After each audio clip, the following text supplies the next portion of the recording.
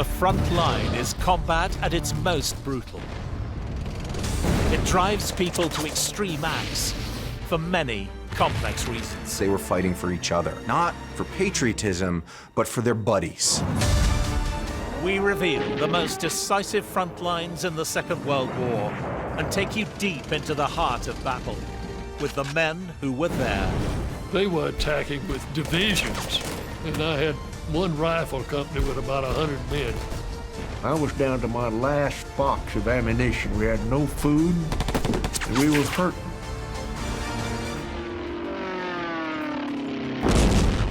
In the summer carnage of 1944, Hill 112 is the key to Normandy.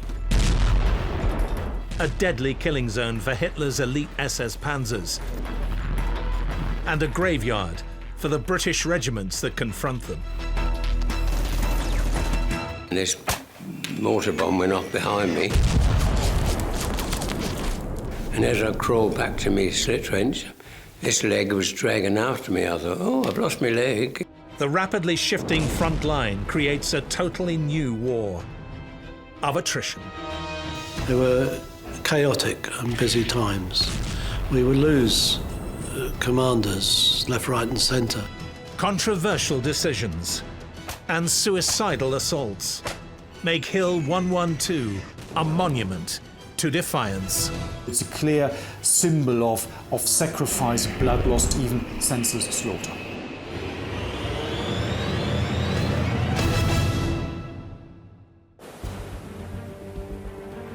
Three weeks after the massive amphibious invasion of the D-Day landings on the 6th of June 1944, the Allied advance has stalled. To break out of Normandy, they must seize and hold the strategically vital high ground, Hill 112. However, the British will to take it is only matched by the German determination to keep it at any price. Rommel himself said that whoever held Hill 112 held Normandy. You could see it all the way around. So it had to be taken at all costs.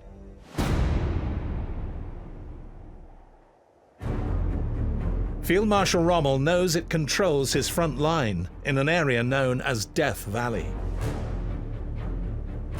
If the Germans can hold on to Hill 112, they can sweep the valley with firepower and prevent any real substantial British or Canadian advance. And so they have to capture Hill 112. The moment you stand on top of that hill, you see that it gives you a completely commanding view of the entire surrounding area. And this is why this position was absolutely crucial to the Battle of Normandy in 1944.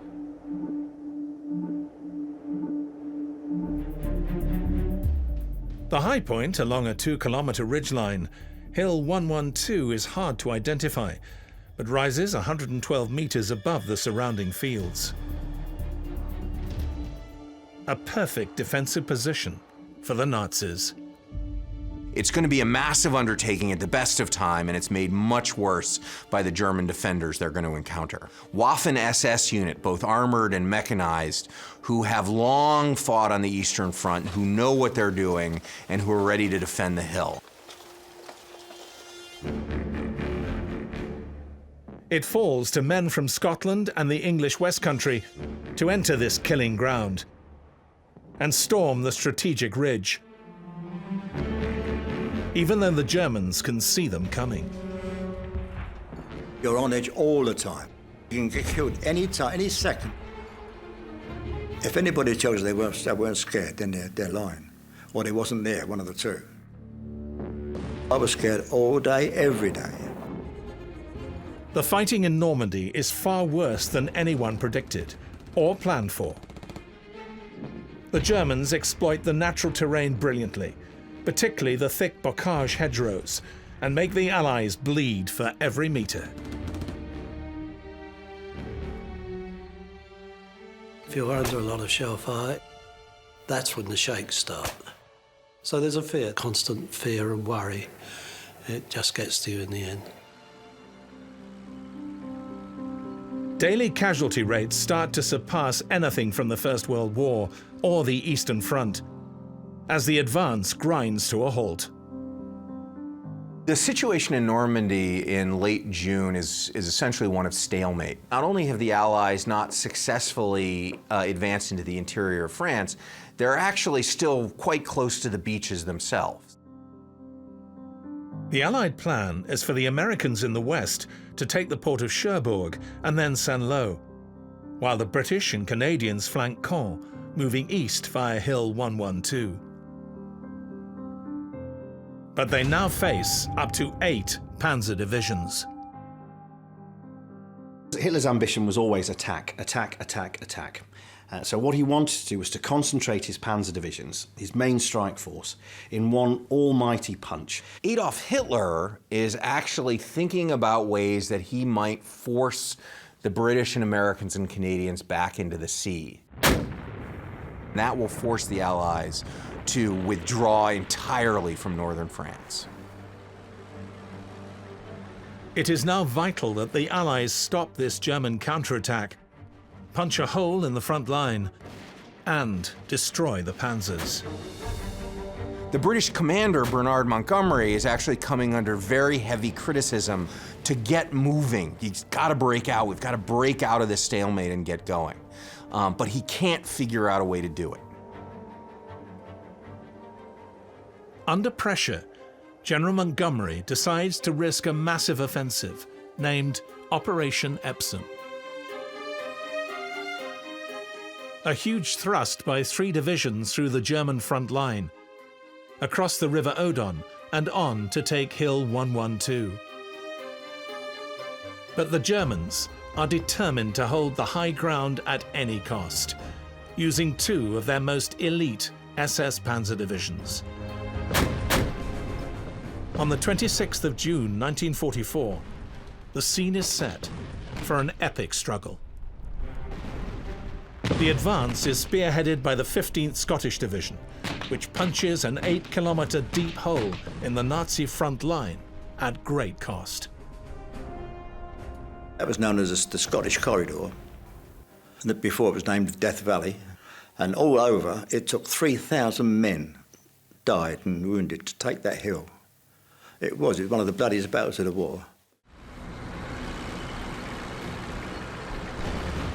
After 2 brutal days, the advance units capture the bridge at Tourmeville and cross the River Odon. The Odon Valley is really quite narrow, and it's a gift for the defenders. The Germans can look down all the time on anyone coming up the hill. B Squadron, 23rd Hussars, initially approach very slowly, allowing the Germans to rally their defences. The British Sherman tanks climb up the old Roman road at the foot of the hill's long northern slope, under heavy fire from SS Panzer Grenadiers and supporting tanks. The fact that the British approach was so painstakingly slow gave them enough time to repair their defensive positions and start engaging the enemy from a favourable tactical position. 10 panzers counterattack as the British struggle to win and hold the small orchard, just halfway to the ridgeline. We worked our way forward, each panzer giving the other covering fire. Now the forest came back to life. Fire from rifles and machine guns was pinging against the armor. We were covered by mortar and artillery fire. You didn't move. You had to keep them under cover. But you might have 4 or 5 dead cows in the field. And, you know, there's nothing to gosh, is the smell of death.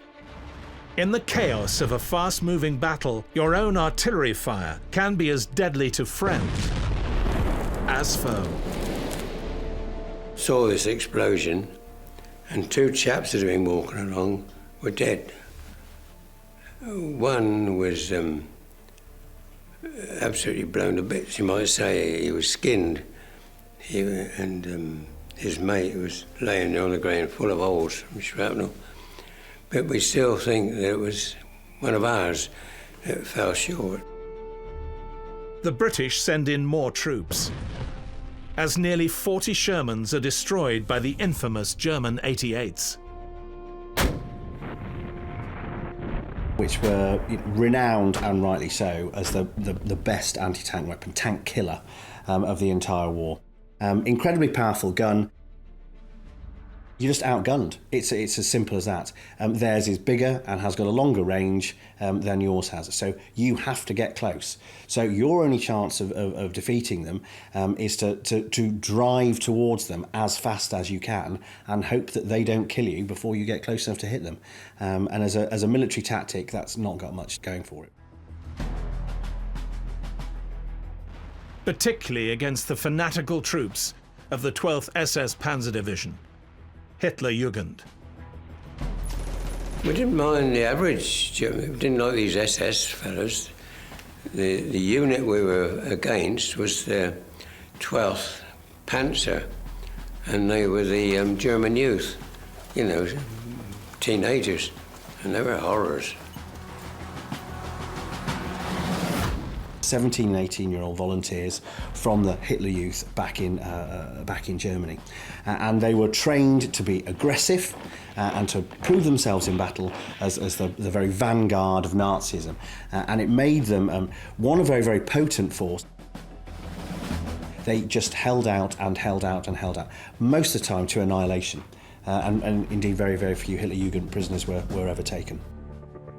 The fact that they had massacred scores of captured Canadian troops and French civilians enhanced their brutal reputation.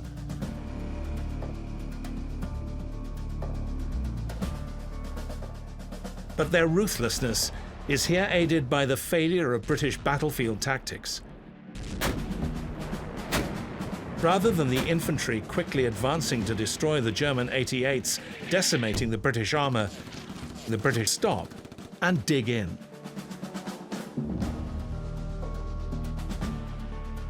The tank crew is then saying, why are the infantry, lying on the ground and not moving forward and clearing those anti-tank guns without which we can't advance? The British fall short of the ridge, but do cling on to the north side of the hill overnight. He was in battle for 24 hours. I mean, most nights was a little bit on a peaceful side, but you still couldn't take any chances. You couldn't say, right, I'm going to take my boots off and have a sleep. You had to keep everything on as you would. The British suffer more heavy losses, trying to take this strategically vital target. Then they are suddenly ordered to retreat. Why have the Allied generals betrayed their men's sacrifice?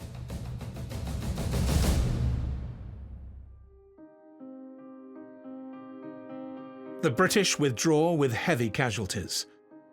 Many are angry after the lives lost, but others are relieved to escape the hell. The rocket launchers were firing right above us toward the hill. The Tommies were on the run. When we reached the top, it was all over. We went into that battle pretty well head on. They were chaotic and busy times. We would lose commanders left, right and centre. The entire officer clan of their company was wiped out in one go.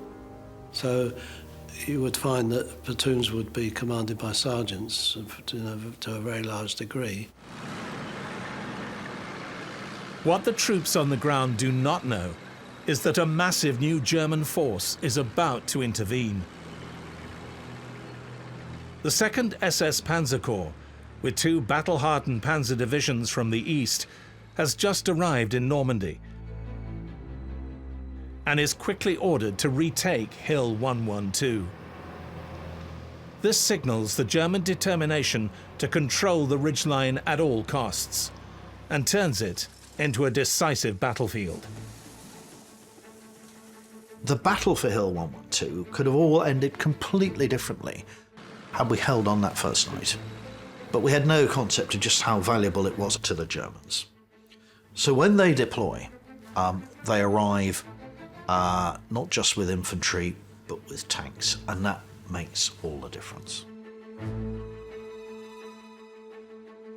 It's now known that secret ultra intercepts from the Bletchley Park codebreakers, combined with some captured German plans revealed to General Montgomery, that the 2nd SS Panzer Corps is about to storm the hill. They knew that their exposed troops on the hill would not be able to withstand a German concentrated armor attack. But the Allies still need the high ground to break out of Normandy. Just over a week later, General Montgomery decides to use another unit to tackle it, the 43rd Wessex Infantry Division. They plan a 3-phased attack to isolate and take the ridgeline, with supporting thrusts on both flanks to storm the nearby villages. Massive use of air power and artillery will aim to destroy the SS Panzers arrayed against them.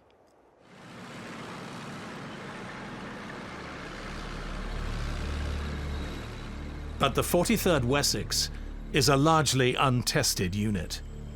But the Corps is of an old guard who all know each other and volunteered to soldier during the interwar period. That doesn't make them any less proficient or effective than a traditional regular army unit. So putting up a relatively inexperienced infantry division against an armour-heavy, experienced German SS Panzer Division was always going to be a tough ask. To make matters worse, the Germans have now dug layers of trenches supported by tanks and artillery on the reverse slope. The terrain forces a narrow frontal assault uphill, after crossing open fields leading right into the Germans' killing zone. A worst-case scenario for the British. But they do have one big advantage: artillery. A massive barrage includes Royal Navy warships over 20 kilometers away, including huge 16-inch guns, while hundreds of Army 25-pounders fire thousands of rounds on the waiting SS and their Tiger tanks.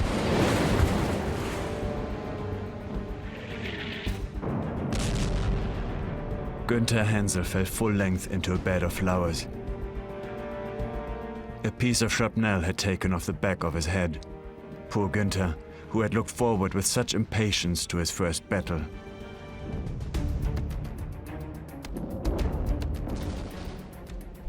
Number 2 loaded the gun, and that was a dodgy job. Because when the gun fires, the breech comes back a yard. There's a big bang, and there was 2 guns to our left. The crew were all dead. We never did know what caused it. 2/3 of German casualties, as with Allied casualties, are caused by mortar or artillery ammunition. And we forget that. We think it's bullets. It isn't.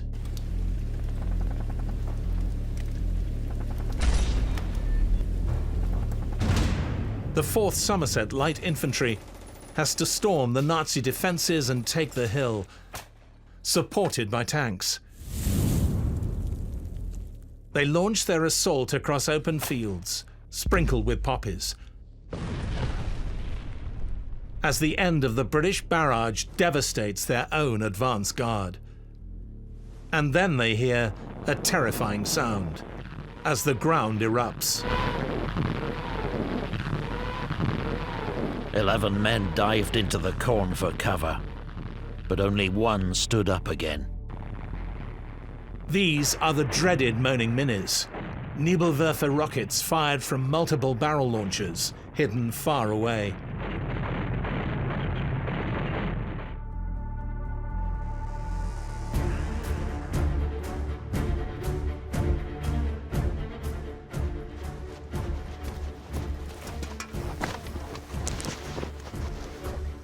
Tenth SS Panzer Division, they were dug in trenches like this, barbed wire in front of them and mines out in front of that.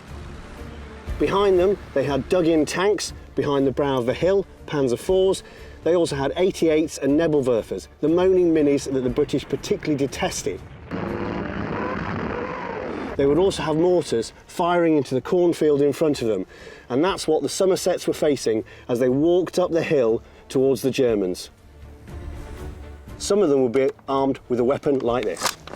This is an MP40, mass-produced machine pistol, 9mm, 32 rounds in the magazine, not designed to fire accurate single shots, but to spray the battlefield on automatic fire, 400 to 500 rounds per minute. When the Somersets were walking up the hill towards them, they were entering a killing ground. The other advantage the Germans had on Hill 112 was that they had defence in depth. They had several lines of defences. So once the Somersets got close and they were going to take the first line of trenches, all the Grenadiers had to do was jump out of their trenches, get back to the second line and continue the fight.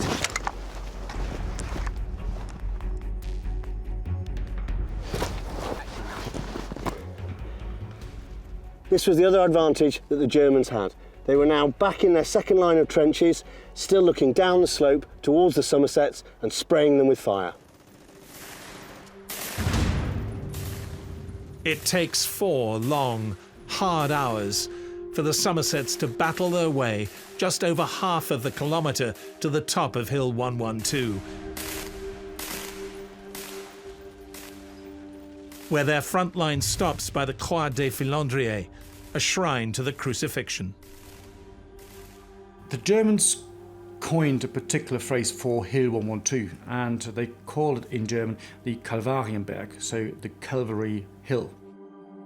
It's a place of execution, so it's a clear symbol of sacrifice, blood loss, perhaps even senseless slaughter. We came under really intense artillery fire, the whole area. And the shell actually directly hit the vehicle we were under. And when the smoke and dust had cleared, they were all dead. And it was just me. Hours more of vicious combat leads to stalemate. When the British survivors finally dig in on the hill's long northern slope.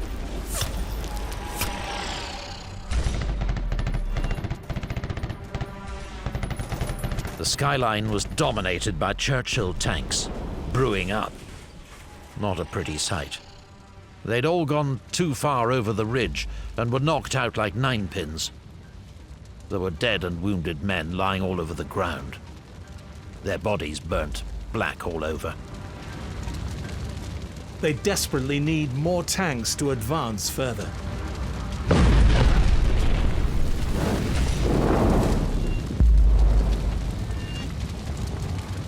But the British commander of the watching armoured unit refuses to support them.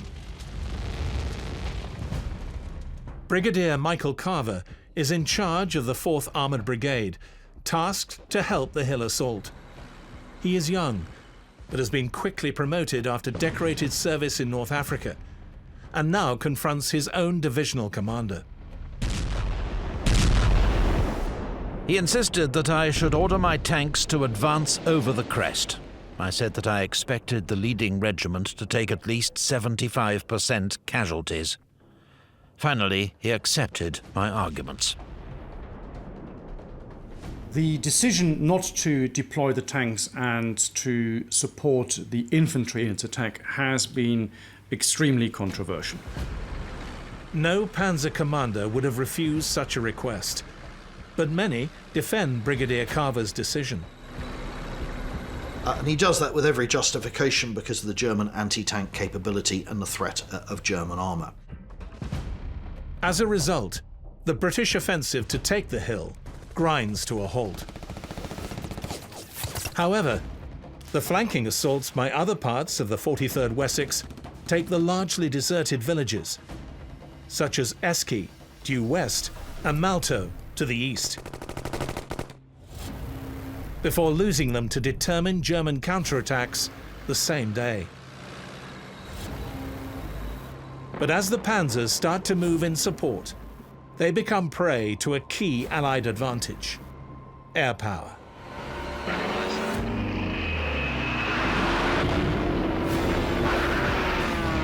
Air support for the ground forces was directed and targeted bombing by smaller aircraft like Typhoons.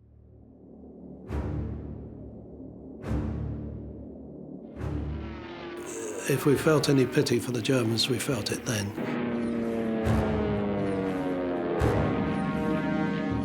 It was like a slaughterhouse. Dead horses everywhere, wrecked vehicles.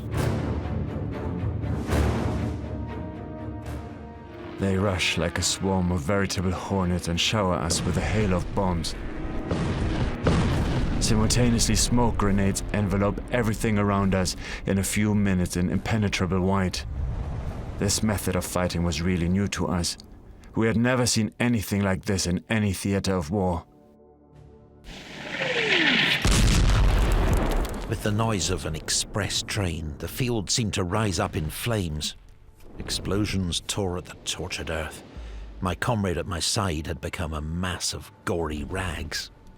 In front of me was the company dispatch rider with no legs.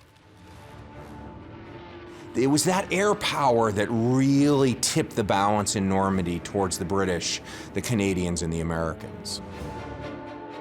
Massive number of fighter-bomber planes coming from Britain and coming from airfields in France who would lash into the Germans with an enormous amount of bombs and rockets and machine gun bullets. It made it almost impossible for the Germans to move it during the day.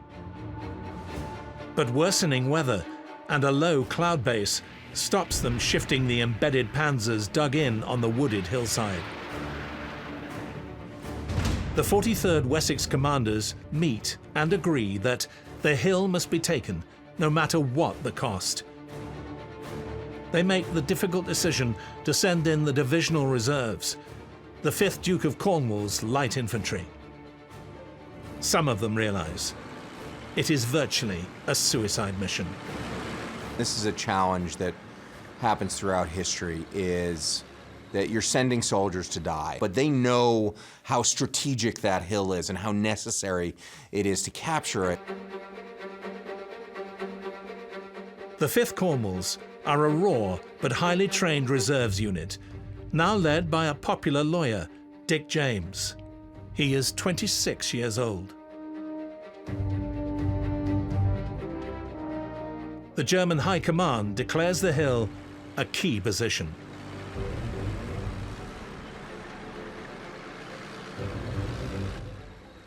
On no account must Hill 112 be given up.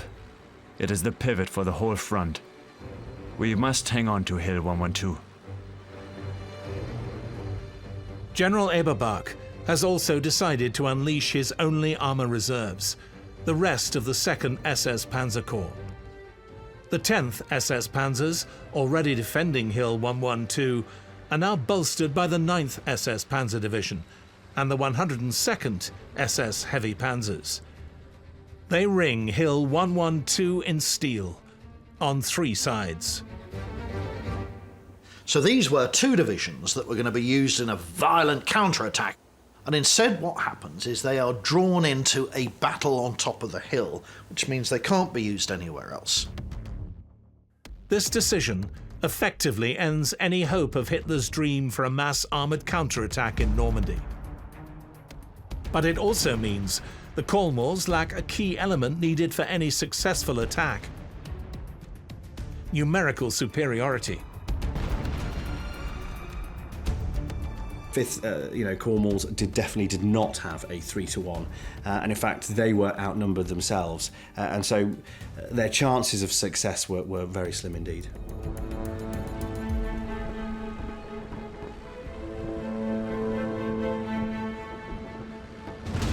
Supported by just 14 tanks, they move past the Somerset's forward positions and assault towards the orchard on the hill. Once both sides had decided that Hill 112 had to be held, the result is a meat grinder for the ordinary soldier. And those reinforcements keep killing each other, keep destroying each other, keep fighting each other into complete and utter destruction. As an infantry soldier, when you're attacking a layer defence, particularly going uphill, you have to kind of break it down into bite-sized chunks. So you don't look at the final objective, you look at intermediate objectives to get there. The fighting is so intense and close Allied air power plays no role. The West Countrymen even catch German stick grenades and throw them back. Going past burnt-out hulks and dead bodies, it takes 4 hours for the decimated Cornwalls to fight their way to the second, larger woods on the hilltop, forcing the SS Panzer Grenadiers to retreat to their final defensive position.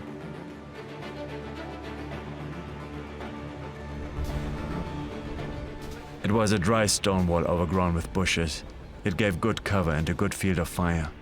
Behind that ditch, the slope ran on downhill for 1,000 yards without a scrap of cover. We always said we had to hold that ditch or die in the attempt. Tommy never got that far.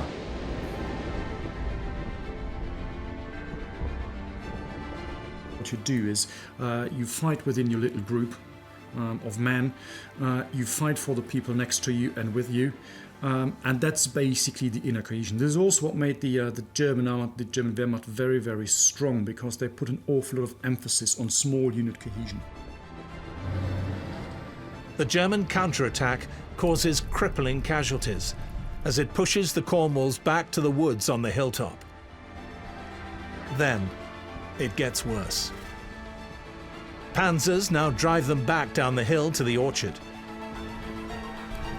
Before they are rallied by the inspired leadership of 26-year-old Lieutenant Colonel James,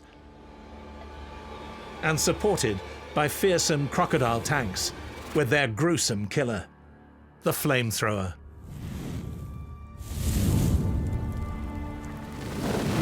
It was a mixture of jellied petrol and compressed air. When they fired it, it was awful. It would burn and stick to anything. If they wanted to get some Germans out of the woods, that's what they'd use. Only darkness brings a very brief respite. The few surviving British tanks leave the devastated hilltop to the Cornwalls.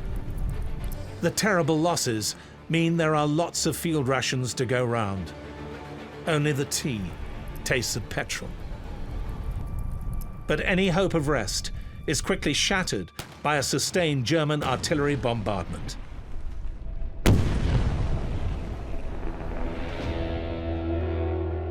Then at dawn, Tiger tanks charge through the mist. They quickly advance on the British lines. We carry out our dawn attack in a northerly direction, on the side of Hill 112, covered by a flat ravine, determined to storm the heights this time. Afraid we were all asleep. Early in the morning, dawn, heard all this banging and firing going on, and there was one of our tanks, right close as you, shouting at me, because I disappeared out of my hole. He says, "There's a Jerry up the top."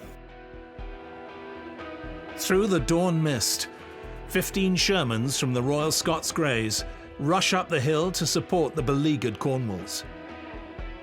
At least one of the attacking panzers is still on the other side of the hill's brow, protected by the reverse slope. His gun was facing the other way, so while he was busy twirling his gun round, our gun was onto him. And we got him. He caught fire and it was like that.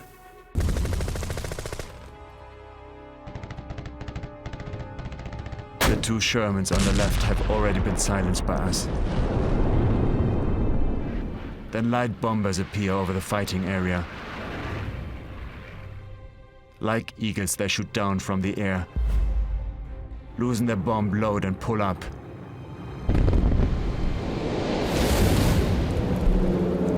In fear of the dominant Allied air power, the panzers quickly overrun the British lines. They destroy 3 more Shermans, as the infantry mount a ferocious defense against the heavily armored Tiger tanks. Luckily, they didn't have too many of them, but they were very strong tanks. Not great mobility, but very tough tanks. And the awful emotive cry of somebody shouting, "Tiger!" your adrenaline started to run. The outclassed Shermans start to burn. With grim humour, British troops called their tanks Ronsons, after a popular petrol-fueled cigarette lighter, as they usually burst into flames when hit. Grimmer still, the Germans just called them Tommy Cookers. As a new unit of Panzer Grenadiers follow the Tigers in, the outgunned Shermans withdraw under the cover of smoke.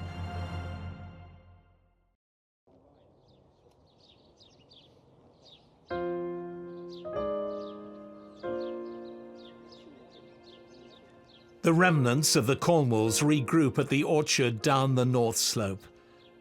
There are now just 126 men left. Early in the morning, very misty. On top of the hill, the Duke of Cornwalls. Advancing up towards them, German SS Panzer Grenadiers, and worst of all, Tiger tanks. Most of the Cornwalls are armed with one of these, a Lee Enfield 303 bolt-action rifle. 10-round magazine, very, very good against enemy infantry.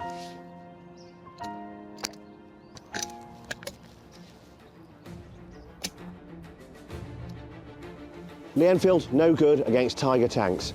What the Cornwalls had was this, the Projector Infantry Anti-Tank, better known as the Piat.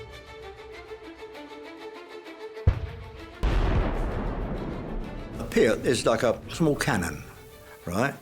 But it's a terrible weapon, really. And I was never been weak, but it was all I could do to cock it.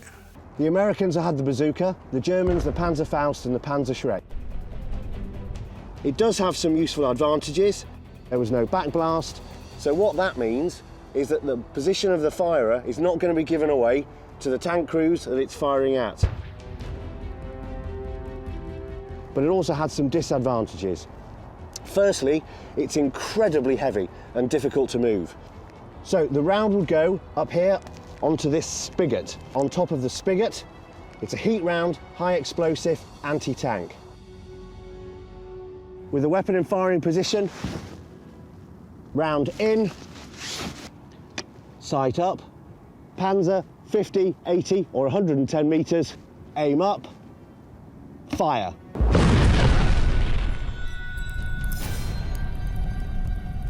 There was no way that one of these rounds was going to take out a Tiger tank from the front. The Cornwall's only chance was to hit it in the rear or a lucky shot on the side. The fairly useless Piat and tiny number of men still able to handle a rifle leave the British with only one effective weapon: artillery. Artillery was frightfully good. We had better artillery than them. They were able to bring down marvellously concentrated fire on any German attack. Artillery is detested by all infantry, partly because it's an unseen, unhittable enemy. Say, for instance, a 105mm shell.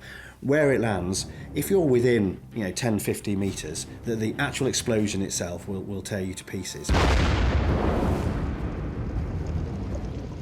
If you're within kind of 30 metres, the blast and the shockwave will rip you to shreds. Your internal organs will be broken apart as well. And then out to about 80 metres, it's shrapnel.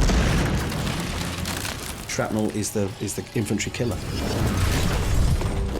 When a wave passes through a human, it alters them right down to the cellular level. It makes things bleed worse.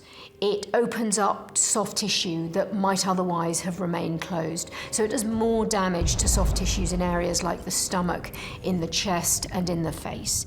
And over the long term, it's going to make pain and recovery and all the processes of life beyond survival much, much worse. Despite the Cornwall's best efforts, the SS Panzer Grenadiers and Tiger tanks were almost on top of their positions. They'd taken very, very heavy casualties, and their last chance of coming out of this fight alive was to bring down their own artillery almost on their own positions, what we call danger close. To do that, they needed an accurate fix on the enemy as humanly possible. For elevation, a spotter would hopefully get up a tree to give us best picture of the enemy as possible, and then using binoculars would then pinpoint the enemy on the map.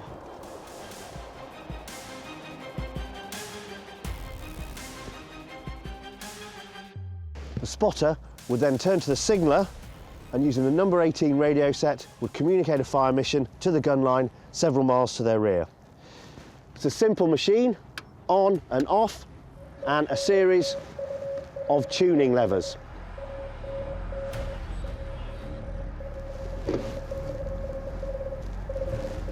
X-ray 33, this is X-ray 0 Alpha. Fire mission, over. X-ray 33, shot out. X-ray 33, drop 50, left 50, over. Spotter is asking the gun line to push the rounds 50 metres further away and draw them 50 metres in from the left. They will then wait for the next impact, hopefully right on target. X-ray 33, on target, fire for effect, over. The artillery would then fire a full salvo into the German Panzer Grenadiers and their supporting panzers. It's the last hope when you're about to be overrun, and it was the Cornwall's last-ditch defence. Shells were exploding on the hull and turret. They were breaking off the branches in the treetops. Our Panzer Grenadiers couldn't even raise their heads. Many brave comrades were left dead on the slopes. It was defensive fire such as we East Fronters had never known. The Russians had never as many guns as this.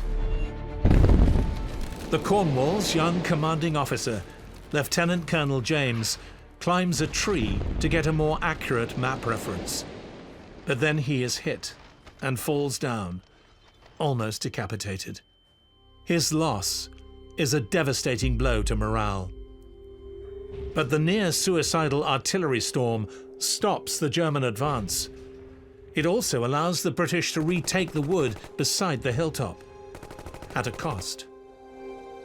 They lose 66 of the remaining 126 men. The 60 survivors face annihilation, as 6 more Tigers and another new battalion counterattack.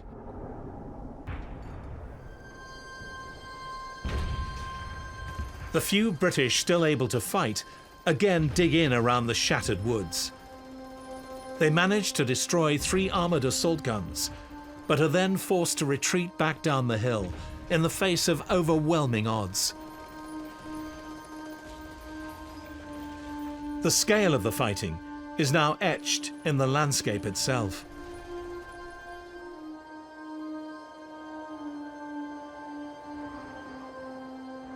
The wood has completely changed its face in these days.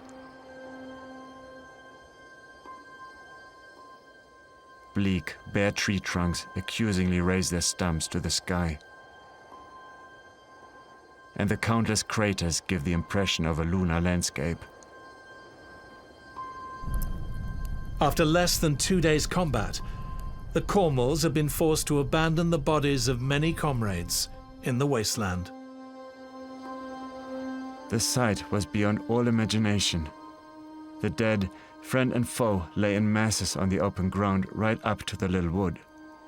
The air was putrid, with the smell of decomposing corpses.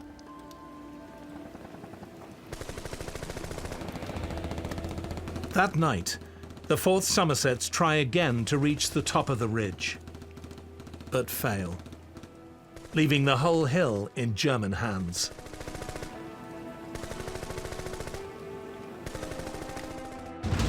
The British front line now lies a few hundred meters short of the ridgeline, and they fail to keep control of the flanking villages. Sporadic fighting does continue, with the devastated ridge constantly shelled, but under German control.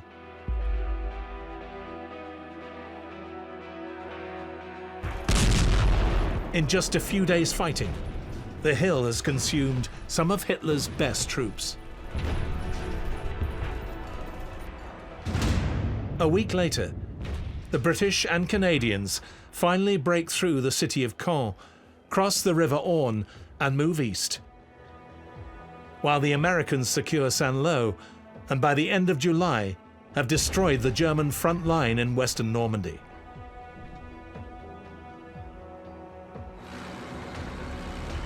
These advances make the once vital hill totally irrelevant. In early August, the 53rd Welsh Division takes it without any opposition. Precise figures are unknown, but it's estimated the German losses exceed 5,000, and the Allies suffer over 7,000 casualties in the wider campaigns to take Hill 112. Germans simply could not afford to lose man and materiel. So the battle of attrition that took place on and around Hill 112 had an effect of the combat effectiveness of the German forces, here in particular the 2nd SS Panzer Corps.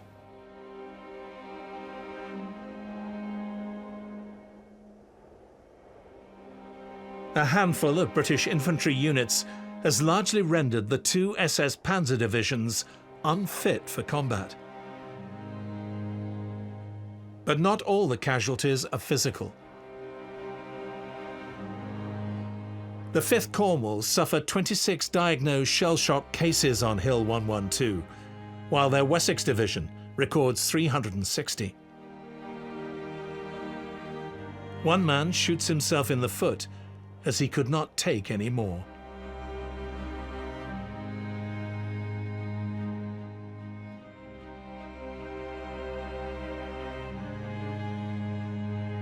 The worst cases may be lucky enough to be treated in the new psychiatric clinic at London's Guy's Hospital, one of the first of its kind.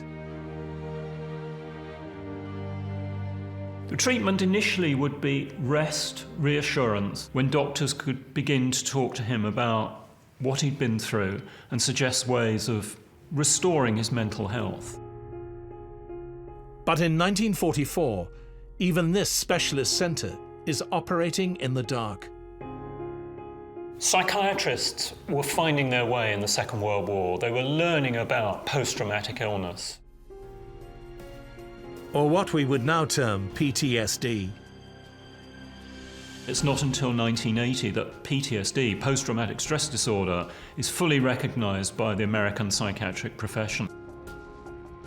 Some of the men who lost so many friends fighting Hitler want to challenge what they see as misconceptions about their experience on the front line. Talk about these chaps who get killed, how brave they are. They're not brave, they're unlucky. You're not brave to get killed.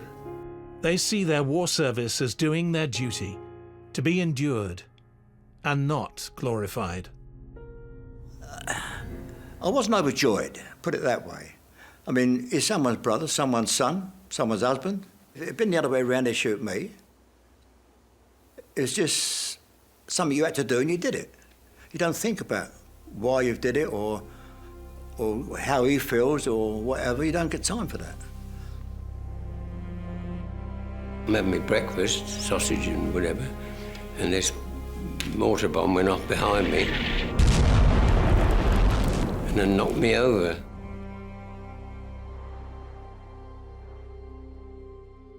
And as I crawled back to my slit trench, this leg was dragging after me. I thought, oh, I've lost my leg. Well, it didn't hurt. No, it doesn't hurt to get wounded. I suppose it happened so quickly.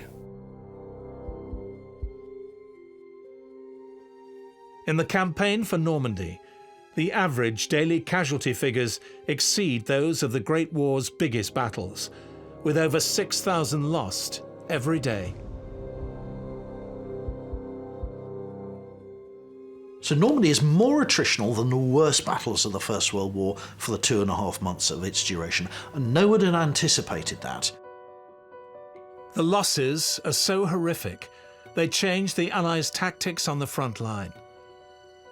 The priority is now to reduce the kind of mass assault that occurred on the hill, and instead to draw the Germans into counterattacks where they will be exposed to the overwhelming Allied air power and artillery. Hill 112 really epitomizes the way in which, intentionally or not, Normandy had become a war of attrition. What it actually does is end up crippling the German army in a way that wouldn't have been possible otherwise. The Germans simply can't, get enough men, enough panzers, enough artillery, enough planes, whatever. The Allies wanted to fight not just a battle of attrition, but a battle of material attrition. The British War Minister praised the troops fighting for Hill 112 as forming the anvil upon which the German forces were held and pounded to destruction.